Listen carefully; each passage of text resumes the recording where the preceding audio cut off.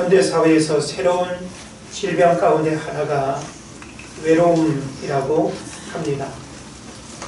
우리가 모든 사람들을 만나보면 겉으로 보여지는 모습도 있지만 또 내면의 모습과 더불어서 외로워 보인다는 그런 마음을 느낄 때가 있죠. 또 우리 스스로가 거울 앞에서 혹은 또 가만히 혼자만의 시간 속에서 외로움을 느낄 때가 많이 있습니다. 그래서 외롭지 않은 사람이 있을까 우리가 생각을 해보면 내용과 정도의 차이가 있을 뿐이지 모든 사람은 외로움 속에서 살아가고 있다 해도 틀리지 않을 것입니다. 자, 그러면 사람들이 왜 외로움을 느낄까? 어떤 이유 때문에 그 외로움을 느낄까? 우리가 생각을 해보면 어떤 사람은 혼자여서 외로움을 느끼기도 합니다. 또 가난하기 때문에 외로움을 느끼기도 하고 질병 때문에 혹은 어떤 일에 내가 실패해서 반복적인 실패가 내 삶을 외롭게 여기는 그런 경우들도 있죠. 그래서 우리 젊은 남녀들은 외로워서 누군가를 만나고 그 허전함을 결혼을 통해서 이렇게 해결하려고 하죠. 그래서 결혼하는 여러 이유와 조건들 가운데도 보면 외로워서 결혼한다고 이야기합니다.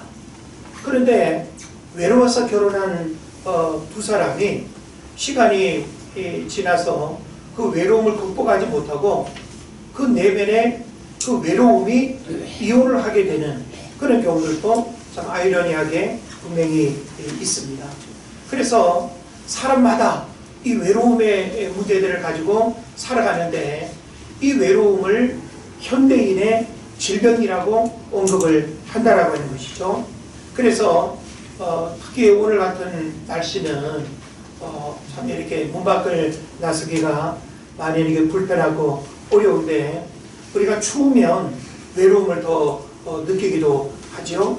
또 겨울이라 또 우리가 계절적인 외로움을 우리가 느끼기도 하고 또 한 해가 저물어가는 또 이 연말에 되면 또 어떤 계절병처럼 또 외로움이 찾아오기도 합니다. 또 은퇴가 가까워오고 또 나이 들어가면 그런 이유들이 역시 우리에게 외로움의 원인이 되는 것 우리가 생각해 볼 수 있습니다.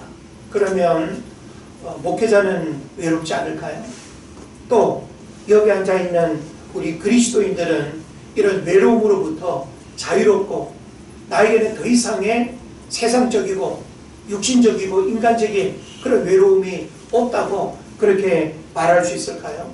저는 목회자도 외로움의 예외일 수 없고 하나님을 믿는 우리들도 연약한 감성과 육체를 가지고 있기 때문에 시시때때로 찾아오는 다양한 일들에 대한 이 외로움을 우리가 떨쳐버릴 수 없다라는 생각을 해보게 되는 것입니다.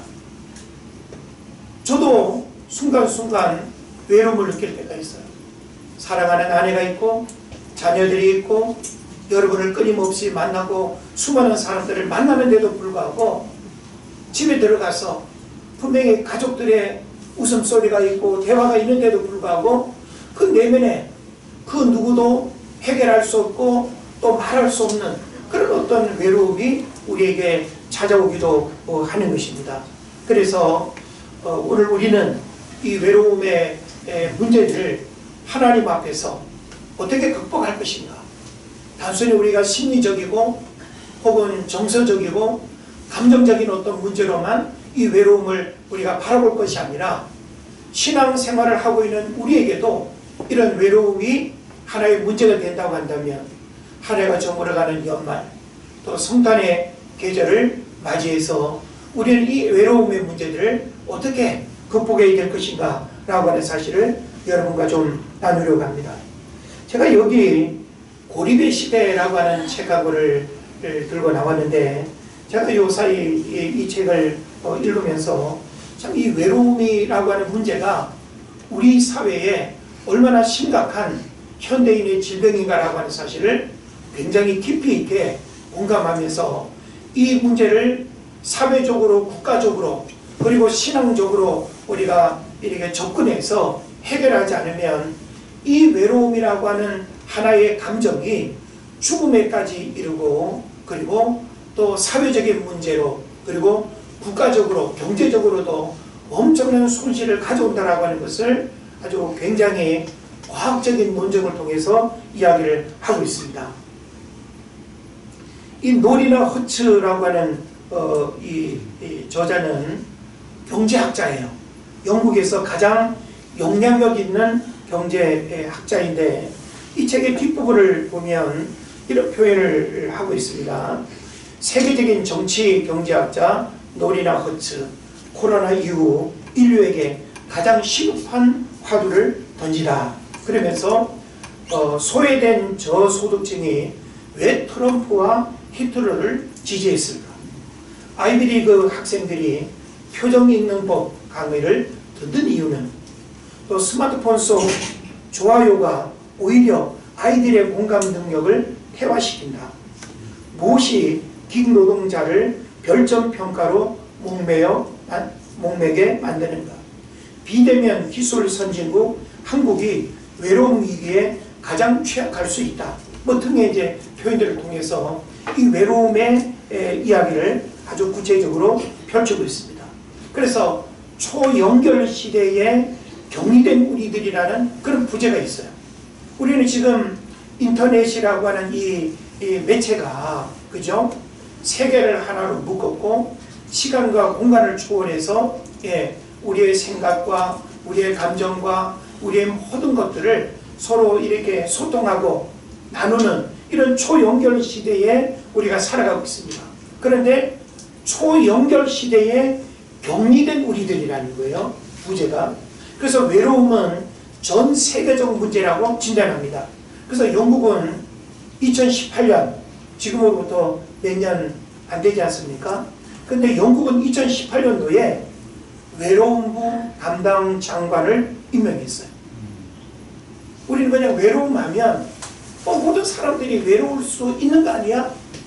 이런 외로움을 정서적 감정으로만 우리가 생각을 하지 그 이상의 생각을 우리가 안 하잖아요. 근데 영국을 비롯한 유럽 사람들도 역시 마찬가지인데, 이 외로움이 사회 문제로, 경제 문제로 국가가 이 문제를 접근하지 않으면 국가가 부담해야 될 그 비용이 천문학적인 숫자가 된다는 거죠. 그래서 외로움부 장관을 임명을 했습니다. 그래서 외로움에 지쳐 힘들어하는 국민들을 위로하고, 이 외로움이 우울증과 자살 등 사회 문제, 경제 문제로 발전하지 않도록 선제적 행정 지원을 하도록 조치하는 일에 앞장서고 있다는 것입니다. 그래서 외로움이란 단순히 정서적 상태가 아니라 사회적 질병으로서 치유해야만 하는 전 세계적 전염병이 되고 있음을 암시하는 거예요. 그래서 이런 여파가 작년 2021년에 일본도 외로움부 장관을 임명했어요. 우리나라는 어떨까요? 여러분 뉴스로 이 외로움을 사회적 문제로 언급하는 뉴스 들어보셨어요? 지금 우리가 그 어느 나라보다 우리 대한민국은 이 외로움의 문제가 굉장히 심각해요. 여러분 그런 거 많이 좋아하시기도 하죠. 혼밥, 또 뭐 있어요? 혼술, 또 뭐 있어요? 그거밖에 생각이 안 나네. 혼자 무언가를 하는 것을 어색해하지 아니하고 즐겨하죠. 근데 그게 다 사실은 내면에 외로움을 극복하지 못한 사회 현상이라. 그걸 단순히 우리가 하나의 현상으로만 바라보고 끝날 것이 아니라, 이런 외로움의 문제가 감정적인 어떤 문제로서 치유되지 않으면 우울증, 사회 기피, 대인 기피, 공황장애, 불안장애 다 나타난다는 거죠. 그렇게 되면 정상적인 일상을 보내지 못하고 정상적인 직장생활을 못하게 되면 국가가 사회복지 차원에서 부담해야 될 비용이라고 하는 것은 엄청나게 된다. 그래서 통계에 의하면 미국의 성인 5명 중 3명이 스스로 외롭다고 여기고, 독일은 인구의 3분의 2 정도가 외로움이 심각한 문제라고 생각하고 있으며, 네덜란드 국민의 3분의 1이 자신이 외롭다고 인정했고, 스웨덴에서는 인구의 최대 4분의 1이 자주 외롭다고 한다는 것이죠. 그래서 외로움은 정서적 감정에 머물지 않는다는 사실을 여러분이 공감하고 인정해야 됩니다. 내면의 이 외로움을 극복하고 해결하지 못하면 부정적인 문제의 결과를 낳는다는 것이죠. 결국 사회와 국가가 부담해야 할 문제는 천문학적이 되는 겁니다. 그래서 우리가 이 외로움의 문제들을 성경적 관점에서 이 외로움의 근본을 우리가 거슬러 올라가 본다면, 선악과 사건 이후에 신라곤을 경험한 인간은 하나님과의 단절로부터 주어진 외로움이 있습니다. 창세기 2장 18절을 보면 하나님이 처음 사람 누구를 만들었죠? 아담을 만들었어요. 그래서 아담을 만들고 사람이 독처하는 것이 좋아 보이지 않았다 그랬어요. 독처가 뭐예요? 혼자 있는 거. 이건 뭘 내포하고 있을까요? 외로워 보인다는 거예요. 하나님이 보시기에. 그래서 짝을 만들어 줬는데 행복해야 되잖아요.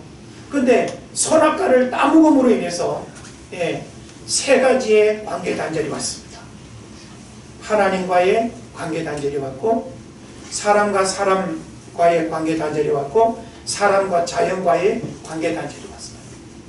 그래서 이 외로움의 근본을 우리가 좀 거슬러 올라가면 관계 단절이 외로움의 원인이 돼요. 내가 어떤 환경으로부터 단절되어 있으면 그 환경의 단절이 나를 외롭게 하는 거예요.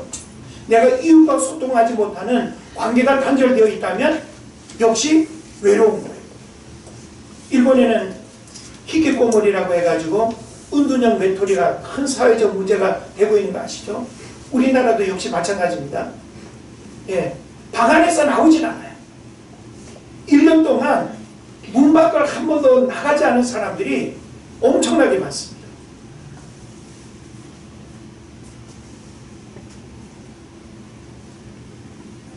그래서 하나님으로 채워지지 않은 이 공허한 가슴은 실존적 외로움을 느끼며 살게 하는 것입니다. 그래서 목회는 어떤 면에서 인간의 외로움의 문제를 극복하기 위한 어떤 만남과 선택이라고 할 수 있어요. 신앙생활하지 않는 사람들은 나름 외로움의 문제를 해결하기 위해서 어떻게 할까요? 누군가를 만나고 어떤 취미생활을 하고 격한 운동을 하고 중독에 빠질 만큼 무언가에 빠지고 무언가를 실컷 먹고, 이게 다 뭐예요? 외로움을 극복하기 위한 거예요. 건전한 외로움의 방법들이 아니죠. 그리고 그들의 외로움의 문제 해결은 또 반복될 수밖에 없다는 그런 또 결과를 가져오죠. 그런데 우리는 분명히 이 외로움의 문제를 극복하고 해결해야 된다는 거예요. 이 얘기는 뭔가 하면 모든 문제에는 뭐가 있을까요? 답이 있어요. 답이 없는 문제는 있을까요? 없을까요? 없습니다. 그러면 외로움이 하나의 문제라면 정답이 분명히 있겠죠. 그런데 세상 사람들은 정답으로 문제를 해결하려고 하는 것이 아니라 오답으로 문제를 해결하려고 해요. 그러니까 계속 그 문제를 부여잡고 풀려고 부딪힐 수밖에 없는 거예요. 그러니까 세상 사람들은, 하나님 없는 세상 사람들은 외로움의 문제들을 근본적으로 해결할 수가 없는 거예요. 그럼 여러분은 어떨까요? 근본적인 문제 해결을 할 수 있는 정답을 찾고 정답으로 외로움을 해결할 수 있는 방법을 여러분이 알게 된 거예요. 그럼 우리가 하나님을 믿고 교회 나오면 그런 외로움이 사라져야 되잖아요. 물론 우리는 세상 사람들이 가지고 있는 그런 외로움과는 근본적으로 좀 다른 차원의 그런 외로움을 가지고 있을 거예요. 그러나 우리도 예외 없이, 심지어는 목회자도 그 외로움을 극복하지 못해가지고 심각한 어떤 균형을 잃어버린 삶의 모습들을 우리에게 보여주기도 한다라고 하는 사실이죠. 그래서 오늘 저는 여러분에게 세상 사람들이 외로워하는 이 문제를 하나의 사회 현상으로만 우리가 바라보고 개인의 어떤 감정적인 문제로만 인식할 것이 아니라 하나님 앞에서 이 외로움의 문제를 근본적으로 해결하지 않으면 신앙생활하는 이 울타리 안에서도 우리는 그 외로움의 문제 때문에 괴로워하고 진정한 만족과 기쁨과 감사가 없는 삶을 살아갈 수밖에 없다라고 하는 것입니다. 삶 자체의 외로움, 또 인간이 겪는 외로움, 영혼의 공감으로부터 찾아오는 이런 외로움을 우리는 신앙으로 우리가 해결해야 하고, 그리고 또 하나님을 믿는 이 믿음을 통해서 이런 문제들을 우리가 해결을 해야 될 것입니다. 우리가 성경에서 만나게 되는 예수님을 우리가 한번 생각해 보면 예수님은 환경적으로, 관계적으로 굉장히 외로울 수 있는 분이죠. 그죠?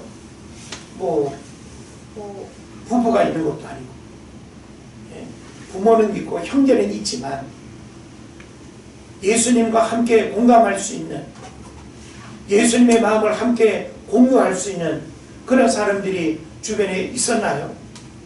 제자들이 예수님을 따라다니긴 하지만 예수님의 의중을 여전히 모르고 예수님의 뜻과는 늘 반하는 행동하고, 어떤 면에서는 예수님은 그 누구도 예수님의 마음을 제대로 헤아릴 수 없는 그런 외톨이, 외로움의 마음을 가지고 살아갈 법한 그런 분이죠. 근데 우리는 성경 어디를 봐도 예수님에게서 발견되는 외로움은 없어요. 왜 그럴까요? 예수님은 세상 것들로 외로움을 극복하거나 만족하실 분이 아니라 하나님과의 관계 속에서 하나님의 것으로, 하나님으로 충만했고 하나님으로 그 외로움을 극복했기 때문에 예수님에게는 어떤 외로움도 없었다라고 하는 거예요. 그렇다고 하면 여기서 우리가 중요한 해답을 생각해 볼 수 있습니다.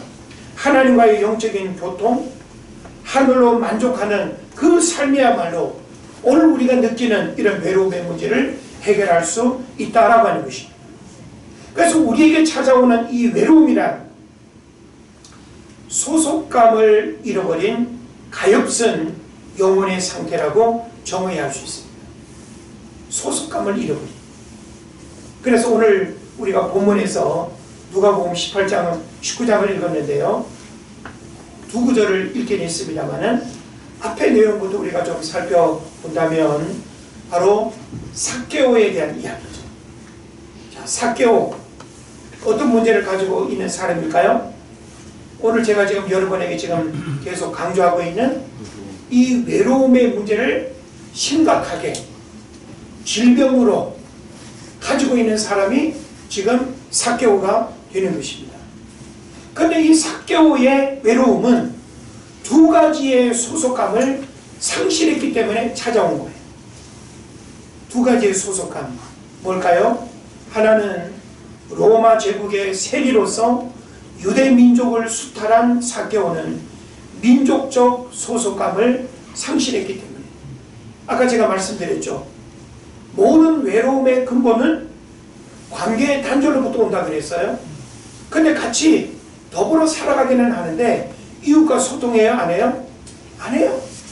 사람들과의 왕래가 있어요? 없어요? 없어요. 부침개 구워 놓고 먹으러 와, 뭐 커피 마시러 갈게, 이런 어떤 소통이 없어요. 사람들은 이 삭개오를 죄인 취급해요. 너는 뭐 우리 이웃에 지금 살고 있는지는 몰라도 너는 우리와의 관계는 단절되어 있는, 다른 이웃들은 자기들끼리 뭐 잘 유무상종하고 이렇게 어울릴지는 몰라도 적어도 이 삭개오는 그들과 어울리지 못하는, 다시 말하면 관계 단절로 인해서 심각한 외로움의 문제를 가지고 살아가는 사람이 누구예요? 삭개오입니다. 그리고 또 하나는 뭔가 하면 하나님에 대한 영적 소속감을 잃어버렸기 때문이라는 거예요. 자, 예수님을 만나기 이전에 삭개오에 대한 성경의 내용을 여러분 보세요. 사람들이 자기를 왕따시키고 이웃과 소통하지 않는 그런 현실 속에서 시간을 정해놓고 기도하고 무슨 성경을 읽고 그런 내용 나와요? 신앙적인 어떤 부분들이 없어요. 이 얘기는 뭔가 하면 삭개오가 민족적인 어떤 소속감을 상실한 것도 하나의 문제이지만 영적 소속감을 잃어버렸다는 거예요. 영적 소속감은 뭐예요? 하나님과의 관계도 단절되어 있기 때문에 삭개오는 부자로 불리고 세리장이라고 하는 직업과 그런 신분을 가지고 있음에도 불구하고 그 내면의 삶의 외로움, 내면의 영적인 외로움의 문제들을 해결하지 못하고 있는 이런 삭개오를 우리가 만나게 되는 것입니다.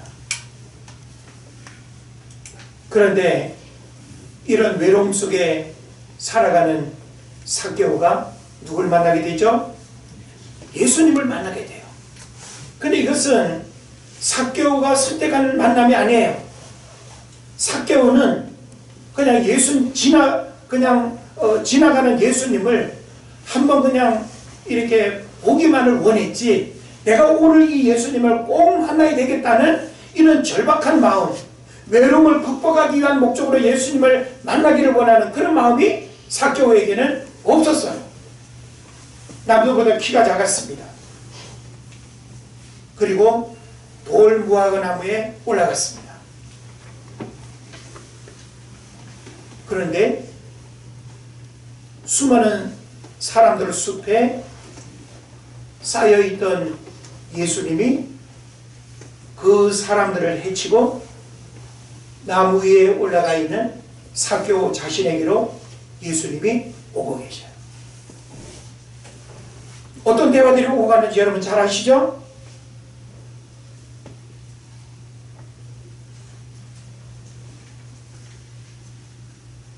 오늘 우리는 이 삭개오에 대한 이야기 속에서 삭개오의 삶에 놀라운 변화가 일어나고 있다는 사실이에요. 그래서 이 삭개오는 변화를 통해서 그 삶의 실천의 모습을 우리에게 또 보여줍니다. 그래서 삭개오는 나무 위에 올라가 진정한 친구를 만남으로써 잃어버린 영혼을 회복하고 하나님과의 새로운 관계를 통해서 외로움을 극복하는 것을 우리에게 보여주고 있는 것입니다. 우리가 성경을 보면 삭개오뿐만이 아니라 외로움에 관련된 이야기들이 굉장히 많습니다.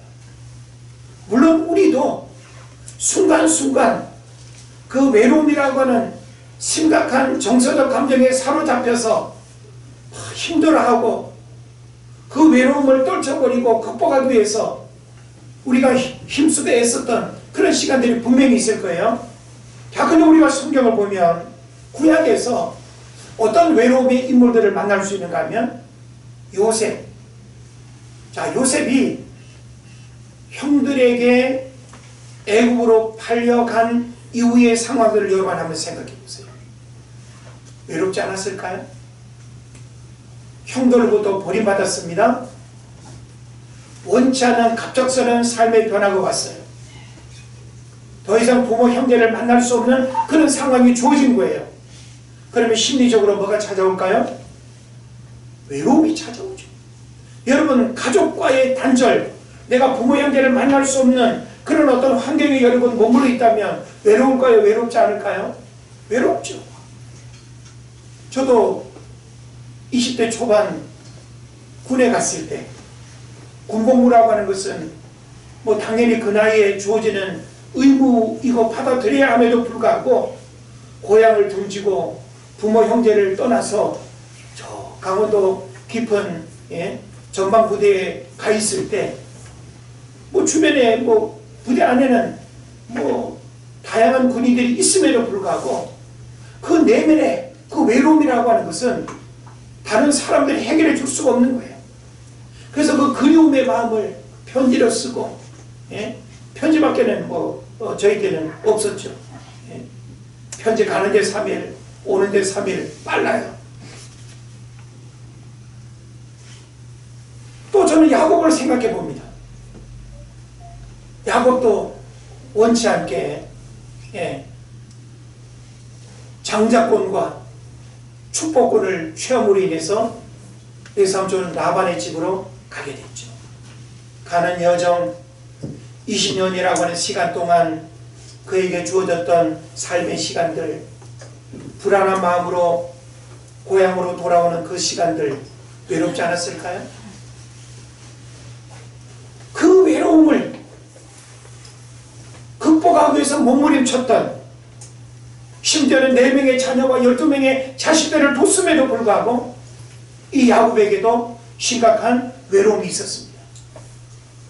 모세도 왕궁을 떠나서 광야 40년의 그 미디안 광야에서의 시간을 생각해 보면 얼마나 외로웠을까요? 제가 만약에 왕자의 신분으로 살다가 미디안 광야로 내가 떠나갔다라고 했을 때 환경적인 외로움, 왕자의 신분으로 살던 그 레벨과 눈높이가 있었는데 공감할 수 있는 사람들이 있었겠어요? 얼마나 외로웠겠어요? 더군다나 약을 치는 그런 일들이 주어지면서 누구와도 대화할 수 없는 그 홀로의 시간 얼마나 외로웠겠어요? 우리가 성경을 보게 되면 모든 믿음의 위인들은 다양한 이런 외로움의 문제 앞에서 괴로워하고 씨름하고 아파했다라고 하는 사실이죠. 또 로뎀나무 아래에 앉아서 죽기를 구했던 누구죠? 엘리야를 여러분 생각해 보세요. 엘리야도 그 짧은 시간일 수 있지만 얼마나 외로웠겠어요. 죽기를 구하는 그 상황은 외로움을 토로하는 거예요. 나 더 이상 아무것도 하기 싫다는 거죠. 영혼의 번아웃이 찾아와서 그 외로움을 하나님 앞에 토로하는 엘리야.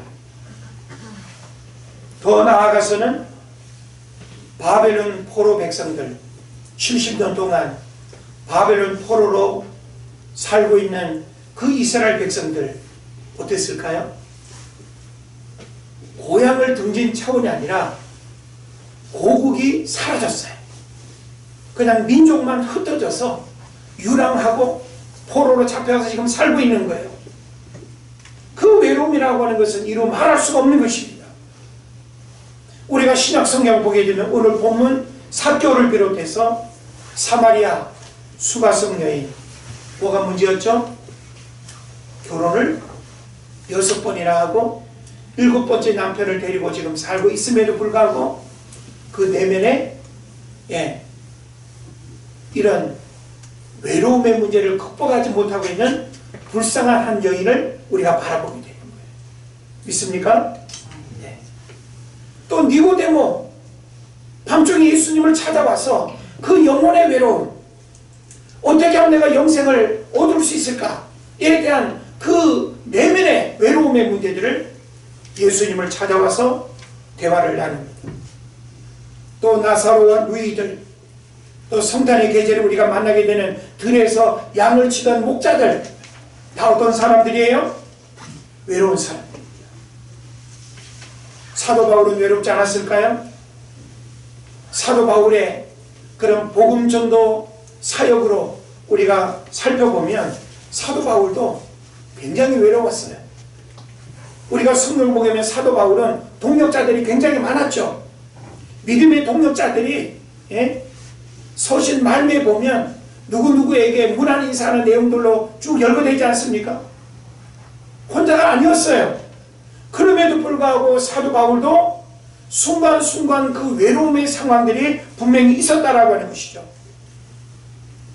디모데후서 4장 9절 11절을 보게 되면 너는 어서 속히 내게로 오라. 대만은 이 세상을 사랑하여 나를 버리고 데살로니가로 갔고, 그레스게는 갈라디아로, 디도는 달마디아로 갔고, 누가만 나와 함께 있느니라. 내가 올 때에 마가를 데리고 와라. 그가 나의 일에 유익하니라. 어떤 내용일까요?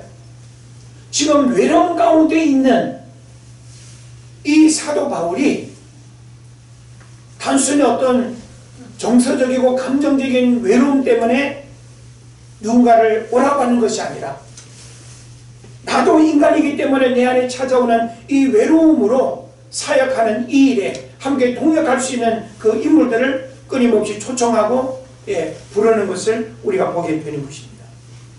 그래서 저는 이런 성경 속의 수많은 인물과 예를 통해서도 우리가 살펴봐야 될 핵심은 뭔가 하면 외로움은 극복되어져야 하고 외로움을 어떻게 이겨내느냐에 따라서 전화위복의 교회가 된다라고 하는 것입니다.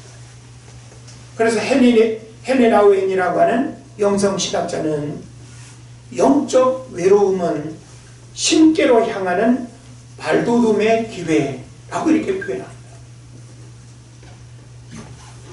우리는 하나님 앞에 외로워해야 할 필요가 있어요. 가끔씩은 하나님 앞에 영적 홀로서기, 영적 독대의 시간을 통해서 내가 사람이 없어가지고 외로운 그런 차원이 아니라 하나님으로 만족하지 못하고 내 안에 영혼의 만족이 없어서 내 인생에 공감이 찾아오고 그 영적 외로움 가운데 여러분이 머물러 있다고 한다면 그 하나님 앞에 그 외로움으로 몸부림칠 수 있는 그런 시간이 우리에게 필요합니다. 오늘날 많은 사람들이 하나님으로 이 외로움을 극복하려고 하기보다는 눈에 보여지는 것들로 만족하고 눈에 보여지는 방법들을 통해서 외로움을 해소하려고 합니다. 되나요? 안 됩니다.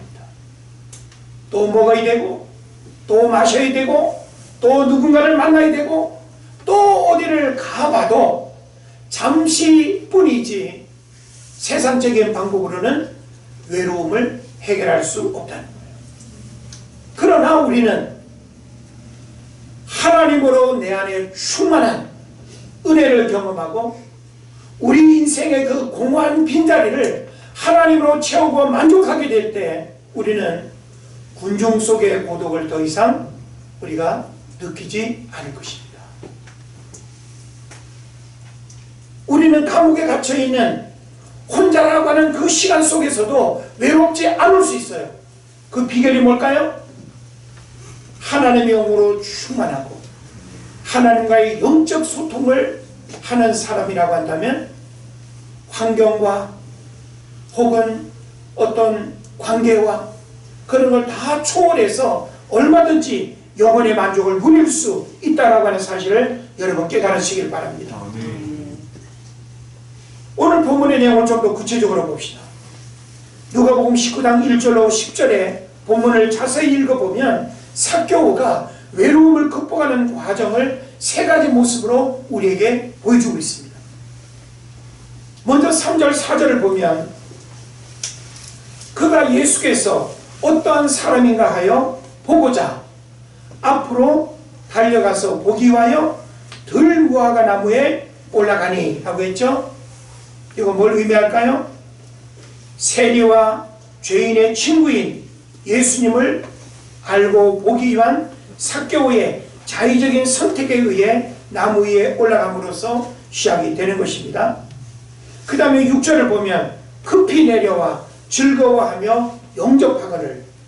여기서 우리가 보듯이 친구의 부름에 주체적으로 응답하고 그를 집으로 초대하여 환대함으로써 친구와의 관계를 회복하기 위한 영접의 내용을 우리가 보게 되는 거예요.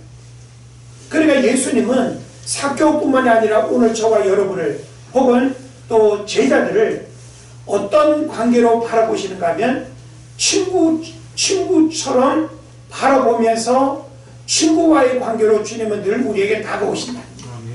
예. 여러분 친구를 만나면 어때요? 즐겁고 편안하고 어떤 말도 그냥 스스럼 없이 할 수 있고 친구 정말 좋은 친구는 감정의 갈등이나 대립이 있을 수가 없어요. 마음의 벽이 있을 수가 없습니다. 예수님은 바로 관계에 단절된 그 삭개오에게 다가오셔서 그 모든 허물을 장벽을 허무시고 관계를 열어주셨다라고 하는 것입니다. 그리고 마지막 세 번째 보면 8절이죠. 내 소유의 절반을 어떻게 한다 그래요? 가난한 자들에게 주겠사오며 만일 누구의 것을 속여 빼앗은 일이 있으면 내 갑절이나 갚겠나이다. 이것은 진정한 뉘우침과 신혼을 통해서 영적 소속감을 회복하는 거예요. 하나님과의 영적 소속감, 그리고 민족과의 이 소속감이 단절되었던 그 부분도 다 그냥 열어놓는 그런 일들이 되는 거죠. 그래서 다시 말해서 이 사교의 선택, 응답, 영적 결단이라는 이 하나의 카테고리는 실천적 과정을 통해서 10절에서 뭘 이야기합니까? 인자가 온 것은 잃어버린 자를 찾아 구원하려 함이니라 라고 이렇게 구속의 역사가 완성되는 것을 우리에게 말씀하고 있습니다.